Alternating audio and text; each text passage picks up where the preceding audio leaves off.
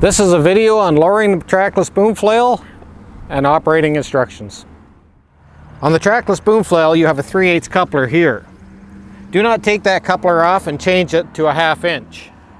If you do, you will void the warranty on the cylinder that you will bend. The Trackless Boom Flail has a travel lock. Make sure you unlock that lock. That allows your boom to drop. When you're going down the road, you should have it locked in order to keep the boom up if you ever blow a hydraulic line. To lower your Trackless Boom Flail, make sure you have your PTO in work mode, your joystick on C mode. Your red and your green will be active. Now to lower your boom, the head has to be on the low side. So float your head. If it's not going down, rock your tractor a little bit to get your head to drop down.